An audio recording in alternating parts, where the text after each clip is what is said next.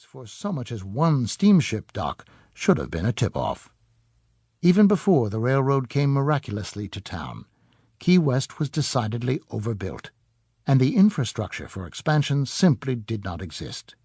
There was no ready supply of fresh water, no highway in or out, and only a single railway line to service the projected flood of trade. Instead of encouraging growth, there is evidence that the railroad's arrival actually encouraged some Key West residents to leave the far-flung island. At last, significant numbers of immigrants who had come from Cuba and other Caribbean islands in search of a better life had ready access to a larger world. A Sunday round-trip ticket to Miami went for $2.50, and many who made it that far north simply made up their minds to stay on the mainland. As effects of the Great Depression swept as far southward as Key West, the trickle of those moving northward became a flood. By 1930, the U.S. Census revealed that Key West had actually lost more than 7,000 residents. Other troubles followed in the wake of Flagler's passing. His trusted manager, Joseph Parrott, who took over the direction of the company upon its founder's death, would himself die scarcely 5 months later of heart failure, amid growing complaints from pioneering growers up and down the Keys that they were being forced out of business by the importation of cheaper pineapples and tropical fruits being hauled by the FEC line from Cuba. And Mary Lily's life was hardly charmed thereafter. From 1913 on, she divided her time between Whitehall and New York, and in 1916 married an old friend, Robert Bingham, then an ambitious but struggling attorney in Louisville. Scarcely 8 months later, Mary Lily died, shortly after amending a will that left her new husband $5 million of the $100 million Flagler's estate had bequeathed her.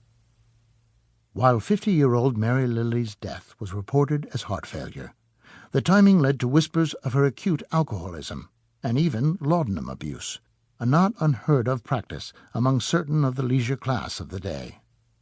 The fact that Bingham used his inheritance to pay off a significant number of debts, and its remainder to buy the Louisville Courier-Journal and the Louisville Times, fueled rumors that if Bingham hadn't actually been involved in Mary Lily's death, he did little to prevent it. Writer David Chandler passed off Mary Lily's death as an apparent heart attack in his Flagler biography of 1986, subtitled The Astonishing Life and Times of the Visionary Robber Baron Who Founded Florida. But by 1987 he had changed his mind. The Binghams of Louisville, a biography co-authored with his wife Mary Voles Chandler, argued that Bingham had clearly aided and abetted Mary Lily's death. By 1991, 3 more Bingham family retrospectives were published, with the last in the series, Susan Tift and Alex Jones's The Patriarch, going so far as to charge that Mary Lily had died of cardiovascular syphilis, a disease most likely contracted from Henry Flagler himself.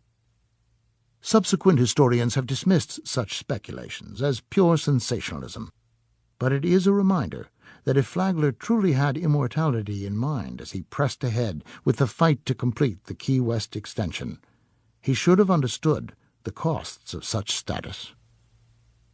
Even charges against the railroad sometimes grew to near outlandish levels. In 1927, the British Isles, along with the rest of northeastern Europe, suffered through a particularly severe winter and subsequent summer marked by record low temperatures, which, along with powerful storms, resulted in deaths, property damage, and crop failures. Pre-El Niño-era scientists, seeking some plausible explanation for the calamities, pointed fingers all the way to the Florida Keys, where it was suggested the embankments and the bridges of the Key West extension had caused a permanent divergence in the flow of the Gulf Stream, the steady flow of warm water that originates in the Caribbean and runs all the way to the coasts of France and England, greatly ameliorating what would otherwise be forbidding climates. Despite their extreme nature, the complaints grew so shrill that the U.S. government was forced to commission a study to investigate the matter. No evidence was found that the Gulf Stream had been displaced, however, and by the following winter things had returned to normal in the European weather pattern.